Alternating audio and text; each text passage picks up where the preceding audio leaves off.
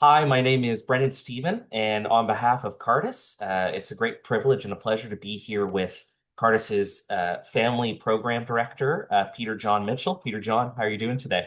Good, thanks. Great.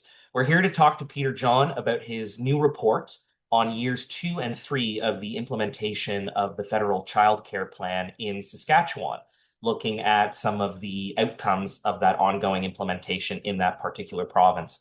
But before we get into the specifics, let's start a little bit at the high level picture.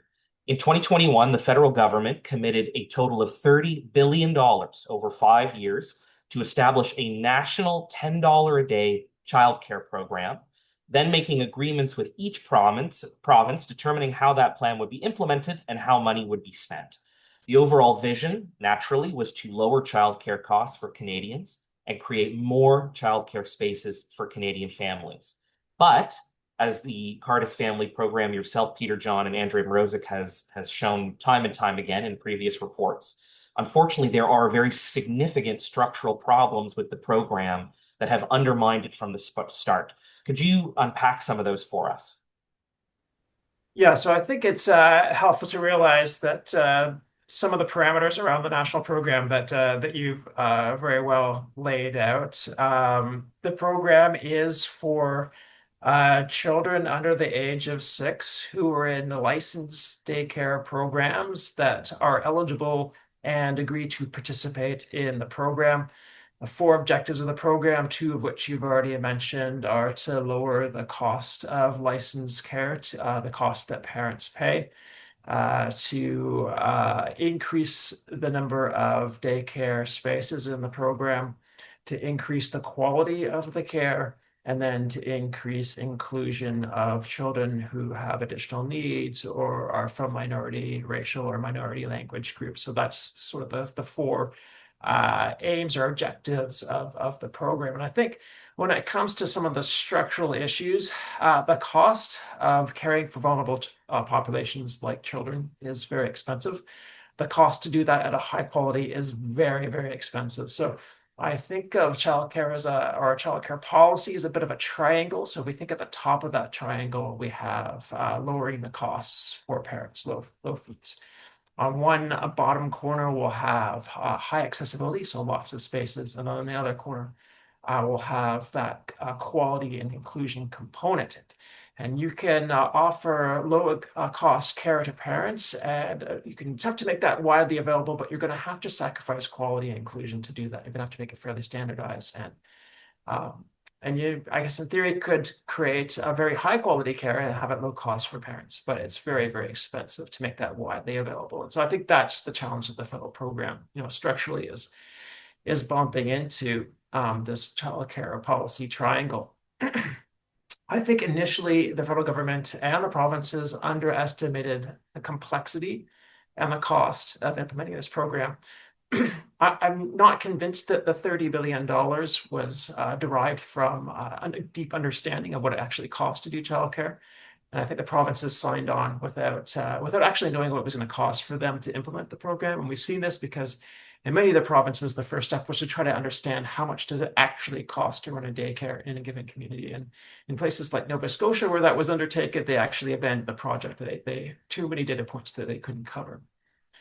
Um, so I think that's a significant challenge. I think that there was really an underestimation of that cost and complexity, and we see that out. I think another factor too, Brendan, is that even by design, the program is destabilizing, and I think it does that in a couple of different ways. Um, First, because it does require significant input from government to involve itself in the operation of childcare. Really, you have bureaucracies and well-meaning, I guess, governments who just don't have the information to do that well. And we've certainly seen with operators, I'm certain about the future of their nonprofit operations or their for-profit operations, simply because the governments themselves were struggling to understand how best to implement policies. If you're going to cap the cost of something, a fee, then you got to make up the difference. And there's a lot of challenges that come with that, a lot of complexity that comes with that. I think the other structural issue with this program was it is the federal vision to really develop a system that is based on not-for-profit and for-public spaces. And so the federal government has restricted space creation money, space creation funding to those types of operators. So for-profit operators, those who are operating childcare as businesses, are ineligible for space creation funds. Except for in some provinces, there are some carve-outs and some limitations as to how many spaces can be created among those employers or among those operators. And so, in a sense, you have a system that is a policy that's trying to expand spaces while at the same time slowly choke out a portion of the sector. It doesn't make a lot of sense, but that's the vision that the federal government has undertaken. So I think those probably are the main structural issues that are facing. So if I can dare to summarize for a moment, they didn't do cheap. They didn't know what it actually costed in order to run a daycare, and they're only investing in a very particular form of daycare while not looking at other forms of childcare outside of that licensed daycare model that you've just described. Is that a pretty fair summary? Yeah, absolutely. It's not reflective of the types of childcare that parents actually used. It's only focused on licensed system and those licensed providers. They're either eligible or choose to opt into the program, and not every licensed provider has. We know from Stats Canada data, families use a wide variety of types of care, and that those types of care and those needs change over time. And so parents are also using, family members or having, perhaps like a nanny come into the home or various other ways of looking after their care needs, or maybe even giving up income for a time to care for their own children at home. But this program doesn't recognize those types of childcare. So, having established a little bit some of the foundational issues with this program, right from day one, over the past several years now, you've been producing reports looking at the province by province implementation of the child care plan. And for those who have not read each of those reports, I think it's fair to say a lot of the same issues seem to be bubbling up in each province, though, with lots of particular nuances there. Let's call attention now to your latest report, which again looks specifically at Saskatchewan in the second and the third year of the implementation of the program. And in the opening part of your report, you describe years 2 and 3 in Saskatchewan as, and I'm quoting here, as a story of both progress and underperformance. Can you give us a summary of what happened in years 2 and 3 in Saskatchewan? Yeah, so I think in terms of progress towards the targets that Saskatchewan set out with the federal funding, they were among one of the first provinces to actually reach the threshold of $10 a day average fee. That didn't occur without some growing pains for sure. The provincial government certainly didn't understand some of the fee structures that providers were using, and so it at one point looked like it was jeopardizing part-time care for various reasons. But so it wasn't quite a smooth implementation, but they did reach it ahead of schedule, which was to achieve that by 2026. They certainly did increase wages for early childhood educators, and they certainly did subsidize training and getting qualified for students who are interested in that field. They did set a goal for increasing the portion of people working in daycares that had qualifications, and they didn't increase that portion at all. In fact, it dipped a little bit, and then it kind of came back to where it was at the beginning of the program by year 3, and that's in part because the growth that they did experience in workers was primarily from those who were not certified, right? So they didn't really see much growth in that. Where I think they really struggled was on space creation, well below their space creation targets, really struggled there. And they also saw a decline between years 2 and 3 in non-standardized spaces. So these would be spaces for, sort of before work, sort of evening, weekend, and sometimes overnight care. These are all non-standardized hours, and these are spaces that are primarily used by people that are working shift work, often used by part-time employees that might be working shift work at, say, like a Tim Hortons or something like that. Often, not always, but often families that perhaps are on the lower income scale. So they definitely saw a decline in the availability of that type of care between years 2 and 3. Peter John, I want to sort of zoom in on one particular element that you just spoke to, which is space creation. And I will say your report specifically calls attention to the number of new childcare spaces that Saskatchewan reported. I'm using the word reported very selectively. It looks like those numbers don't quite add up, and Saskatchewan manipulated the numbers to a certain extent in order to show greater growth than was necessarily the case. So could you unpack a little bit how they reported the numbers and what broke out there? Sure, I would say that the province maybe moved the goalpost when it came to reporting space creation numbers, and they're certainly not the only region in Canada to do this. So in year two of the program, Saskatchewan created about 2,800 new spaces, and this was less than 50% of the goal for that year. The following year, they reported just over 11,000 new spaces. So you're jumping from 2,800 in one year and then nearly four times as many in the following year. So what happened? This is an amazing growth. And looking at their data, the province counted nearly 7,000 pre-existing spaces. Most of them were in specialized programs. It's just that these spaces adopted a provincial curriculum called the Play and Exploration program guide, and so the province system was able to count these as new spaces. This is publicly available. It's not as if it's like hidden, but when we were thinking at the beginning of this of these agreements about creating new spaces, I don't think that that's what the provinces and federal government had in mind. But as I said, they're not the only province or territory to kind of move the goalposts as things have been moving on, and in part because I think provinces and territories have struggled to create spaces. So we've certainly seen in one of the territories counting spaces that were created for kids over the age of 6. So those spaces don't actually qualify for federal money, and no federal funding was used, but they counted it towards the federal goal. About halfway through the 5-year agreement, BC started counting spaces that were created in for-profit providers that received and were ineligible to receive federal funding. So yes, I guess technically, yes, these are spaces that are created while the program is in effect, but they're not due to funding of the program. And so we see a fair bit of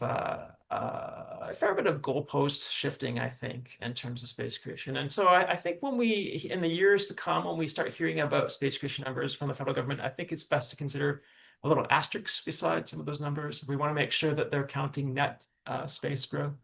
You know, in Nova Scotia, in year two, we actually saw a net loss of daycare centers under this program. So there's been a lot of growing pains, and I think that the numbers are fairly complex, and how we get to those numbers are a little more complex than perhaps it looks like on the surface. The description you've given of some of these similar, let's say, fudging of numbers that's been happening across the board and shifting of the goalpost. That's one aspect of this. Is it fair to say that, looking at each of these provinces, and if I've done my math correctly, this is now your 12th report looking at a particular province by province analysis. So these problems you've seen in Saskatchewan, whether it's space creation, reducing the fee, things of this nature, are they unique to Saskatchewan, or does it reflect really an overall trend we're seeing in every province where the plan is being implemented, some of these core challenges? Well, I think, childcare is a provincial and territorial jurisdiction, and the sectors do look very different depending on the province or territory. I think the implementation challenges are very much the same, just a matter of degrees of which challenges provinces are most wrestling with. Certainly, the sort of rapid decline in parent fees has driven up demand, but the provinces and territories have struggled to create spaces to meet that demand. I think there's been a lot of uncertainty among operators, especially the operators that we've been speaking with. Again, as I said earlier, if you're going to limit fees, you have to kind of make up that difference through funding. And it's been challenging for provinces and territories to introduce cost control frameworks where they're trying to control the costs that can be claimed. This has created tremendous administrative burden, particularly for operators, and obviously it grows bureaucracy at the government level as well. And so you get into situations where you're getting very like detailed instructions to operators saying like you can claim the expense of a new fridge, but it has to be the kind of fridge that most operators would purchase. Well, how do we determine that? Like it's just you have to get into that kind of nitty-gritty details where somebody, that was in Ontario, so somebody in a government office in Toronto was trying to figure out, your fridge purchase and Wawa. It's not really efficient, right? And so that creates a lot of uncertainty among operators from year to year. Can they afford to continue operating? Can a nonprofit continue to operate, whatever, in the coming years? And so that has created a lot of disruption, I think, in the sector. Again, the majority of children in Canada under the age of 6 cannot access a licensed childcare space under this program. So it's really not serving, the majority of families. And I think we've also seen too that, particularly in the beginning of this program, that it's largely a benefit for sort of white collar, upper middle class or above families. So we know, for instance, in Alberta, the way they were structuring their fee reductions was through a subsidy program. So you could get a subsidy as a family up to a family income of about $180,000 a year. Data would suggest that just under half of families didn't qualify for the subsidy, meaning they made more than 180,000 a year. So that's families that were being able to afford, is daycare is expensive, but they were able to afford it before, were suddenly getting a discount. And then this spring, Alberta moved to a flat fee of $15 a day. So that meant those people that weren't getting the subsidy before because they were making over $180,000 as a family income suddenly got this great windfall of lower cost care. But those who were getting the subsidy, especially at the lower income level, in some cases not paying anything for daycare, were now paying $15 a day. So they suddenly saw their daycare expenses kind of go up. Perhaps wealthier families were getting a break off that. So it didn't make a lot of sense to me when we saw that. But these are some of the challenges that we're seeing as this program is being implicated. And some people say, hey, it just needs more time, just needs more funding. But if we look at Quebec, which is what this program is modeled on, Quebec's been operating their program for nearly, I think, over 2 decades now, and they've been struggling with all the same problems. They have the challenges with quality. The auditor, I think the Ministry of Families there found that 41% of daycares in 2022, 2023 had failed like the educational quality evaluation of the Families Department. The Auditor General in 2023 found that 46% of childcares there had fewer than 2 to 3 qualified workers. And, daycares were struggling to keep staff, all just the same across the country. And they, despite having probably more access to care there, they still have about 34,000 children on the wait list as of 2024. So my concern is that this national program is going to entrench a sort of mediocre quality system that's really not accessible or responsive to the needs of families. And so I'm quite concerned about what we're seeing, and that that these struggles will be long term. So, Peter Jon, obviously you've got a great depth of familiarity with the failures of the system. Based on your knowledge and again understanding of some of these fundamental issues, how the rollout's been going over these previous years, I would just love to hear if you had the opportunity to rebuild this thing from the ground up, what would you do differently? What would more effective policies for enhancing childcare for Canadian families look like? Yeah, so I think, as I said before, like the current program, I think is inequitable. The access is inequitable. So I would prefer ways that I think recognize that childcare is the care of the child, no matter who provides that care and what kind of care parents use and need and prefer. And not every kid thrives in a center-based kind of care environment. So I'd prefer something that I think recognize that flexibility. So if the federal government is committed to spending billions of dollars on childcare, I think I'd rather see that money go to families directly, and then they could take that dollar to where they think it would best be suited. We already have a system that kind of does that. We have the Canada Child Benefit, which is a geared to income tax-free payment for children. I think there's ways that we could use that kind of mechanism to fund parents directly if that's something that the federal government chose to do. There are also mechanisms at the federal level that do that do make the cost of care lower. So we have a federal child care expense deduction right now that parents can claim. So parents that are claiming the $10 a day can also claim this deduction. And if they live in a place like Ontario, they can claim a care reduction as well. So really, if you're in the program, with all sort of the deductions and credits available, you can really reduce your daycare costs. But some of those things like the federal child care deduction can also be used outside the license system as well. But there are some limitations to that. I think if we made it into a refundable tax credit, that would certainly help out with lower income families. And then there's some limitations on how that deduction can be claimed. It's claimed on the lower earning parent, and then there's a limit to 2/3 of their income is sort of the line for making a claim. So in some ways, if we remove that 2/3 limit, I think again that would be good for lower income families. But I think for me, Brendan, I would prefer to see funding go directly to parents and let them make their own care decisions and manage their own sort of affairs. I think that would be the way that I would favor. Yeah. Well, it's reassuring to hear that there are certainly better ways forward for childcare that can achieve some of those goals of lower costs and more spaces. There are better ways forward than this mediocre plan, as you've described it, entrenched in an ongoing way. Great. Thank you, Peter Jon, for taking the time to chat with us about your new report. So once again, this has been a great conversation with Peter Jon Mitchell, who is the Cardus Family Program Director.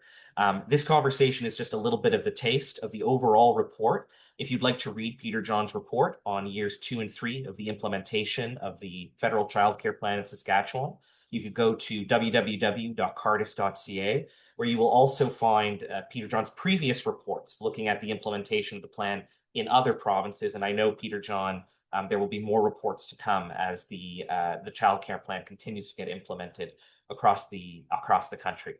Thank you very much for taking the time to chat with me and with the Cardus audience. We really appreciate it. Great conversation. Thanks.